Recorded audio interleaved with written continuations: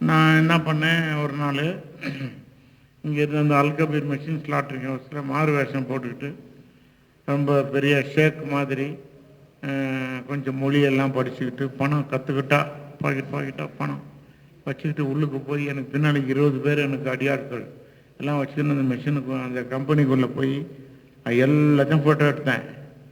Photo எடுத்து என்னை ரொம்ப கௌரவப்படுத்தினான். ஏன்னா கோடிக்கணக்கில் பிஸ்னஸ் வரப்போகுதுன்னு சொல்லிட்டு. இவனுக்கு வந்துட்டு இப்போ தூக்கு தண்டனை வரப்போகுதுன்னு தெரியாது. நான் என்ன பண்ணேன், டெல்லி ஹைகோர்ட்டில் போட்டேன்.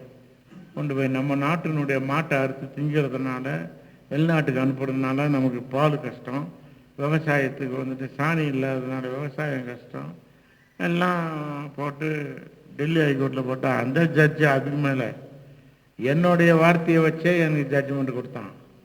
அப்போ இவ்வளோ அதனால் நீங்கள் வந்துட்டு இவ்வளோ மாடை அறுக்கக்கூடாது அப்படின்னு நான் கொடுத்தேன்.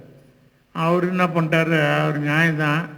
அவன் என்ன சொல்கிறான், நாங்கள் அக்ரிமெண்ட்லாம் போட்டோம், பணம் இவ்வளோ கோடி பணம் கட்டிட்டோம், இவ்வளோ இது நாங்கள் செய்து ஆகணும், அதனால் எங்களால் நிறுத்த முடியாது, நாங்கள் எந்த சட்டத்தையும் மீறி நாங்கள் செய்யலை அப்படின்னு சொல்லி அவன் எதிரி.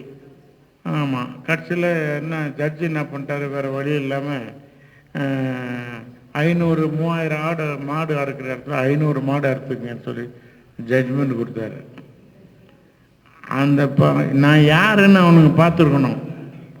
பார்த்துருந்தா என்ன ஆயிருக்கும், அவன் இறைச்சி அனுப்புகிறான்னு அதில் இன்னும் ஒரு 55 கிலோ இறைச்சி அதிகமாக இருந்திருக்கும். எண்ணெயும் வெட்டி சேர்த்துட்டு இருப்பானுங்க.